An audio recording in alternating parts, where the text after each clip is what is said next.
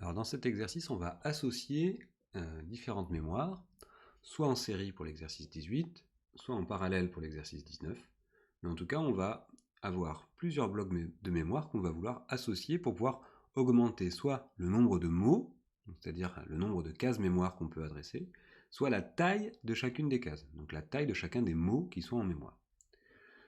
Donc dans le premier exercice, on dispose de mémoire de 8 KIMO. Donc c'est 8 kilobinaires mots. Donc c'est 8 fois 2 puissance 10, d'accord, un kilo c'est 2 puissance 10, un kilo binaire, mots. Chacun des mots fait 4 bits, et on a des portes logiques pour pouvoir discuter avec cette mémoire-là, soit écrire, soit lire. Chacune a un bus de données, un bus d'adresse et un chip select actif niveau bas, comme toujours. On va dans un premier temps donner la taille du bus d'adresse et du bus de données de ces mémoires et schématiser un de ces composants. Donc là, je vais vous montrer un schéma qui donne la réponse finale, mais sur ce schéma-là, je vais vous détailler la réponse à chacune des questions. Donc première question, la taille du bus d'adresse et du bus de données de cette mémoire, avec un petit schéma. Alors ici, on a cette mémoire qui est là. Donc c'est cette partie-là. Pour l'instant, on regarde que ce bloc mémoire-là. On a 8 KIMO de 4 bits. Donc 8 KIMO, c'est 2 puissance 3 fois 2 puissance 10, ça fait 2 puissance 13 mots. Donc ça veut dire qu'on a un bus d'adresse qui est composé de 13 fils qui sont reliés à cette mémoire-là. Donc là, on a 13 fils pour le bus d'adresse. Cette mémoire, elle a 4 bits, de chacun des mots fait 4 bits, donc elle a 2 puissance 13 mots de 4 bits, donc ça veut dire que le bus de données, ici, il est composé de 4 fils, il y a 4 bits. Et il y a un chip select, un élément de sélection, qui est relié à ce composant-là. Donc ça, c'est la réponse à la première question. Ok, on a ce bloc mémoire là, on a 13 fils d'adresse, on a un chip select, et on a 4 fils de données. Donc la taille du bus d'adresse, on a vu, du bus de données, c'est bon, et un petit schéma, ça marche. Maintenant, à partir de cette mémoire, on souhaite fabriquer une mémoire qui aura 2 fois plus de mots, une mémoire de 8 KIMO de 8 bits, afin de les mettre en communication avec un processeur 8 bits. Cette mémoire devra comporter un chip select actif niveau bas, donc 8 KIMO de 8 bits, donc ça veut dire qu'on va doubler la taille des mots, mais on va conserver le nombre de mots. Il y a bien 8 KIMO dans les deux cas, mais sauf que les mots ils seront 2 fois plus longs, afin de les mettre en communication avec un processeur qui lui serait 8 bits. Parce qu'on a une mémoire qui est faite pour un processeur de 4 bits, c'est-à-dire que son bus de données au processeur il est que de 4 bits. Maintenant on va réutiliser cette mémoire pour mettre dans un autre système où le processeur, lui, il a un bus de données de 8 bits. Donc il faut que quand il communique avec la mémoire, elle ait 8 bits de données dans chacune de ces cases.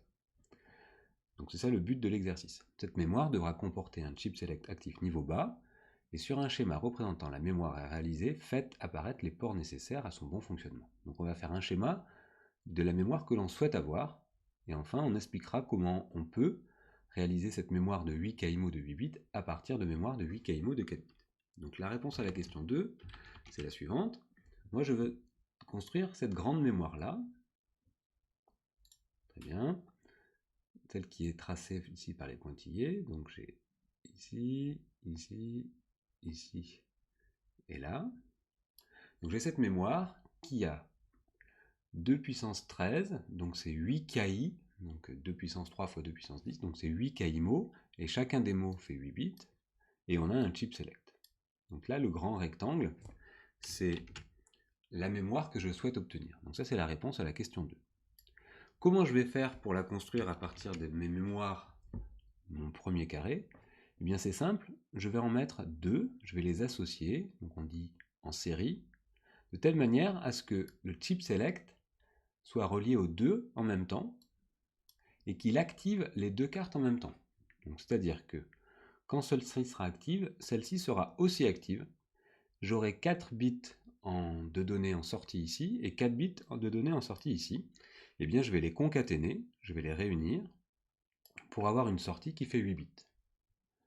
Les adresses, eh bien la première adresse qui a que des zéros, ce sera la première case de cette mémoire-là, et aussi la première case de cette mémoire-là.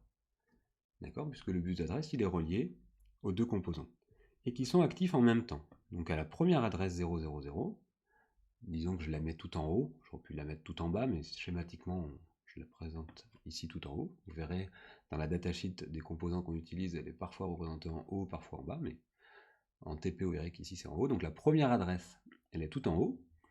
Je prends les 4 premiers bits qui sont là, donc ça va être la première valeur de sortie de ce composant-là. Je prends les 4 bits qui sont là, ce sera la valeur de sortie de ce bloc-là, et je les concatène, donc je les mets l'un avec l'autre, je prends 4 fils et 4 fils et je fais un gros paquet de 8 fils avec cela. Et puis là, j'ai la valeur en sortie de ma nouvelle mémoire. C'est-à-dire que pour une adresse donnée, j'aurai les 4 premiers bits qui viennent de là, les 4 bits suivants qui viennent de là, donc j'aurai 8 bits. Une mémoire contient le quart-tête de poids fort et l'autre le quart-tête de poids faible. C'est-à-dire que les 4 premiers bits là seront les bits de poids fort de sortie, et les 4 bits là, les bits de poids faible, par exemple.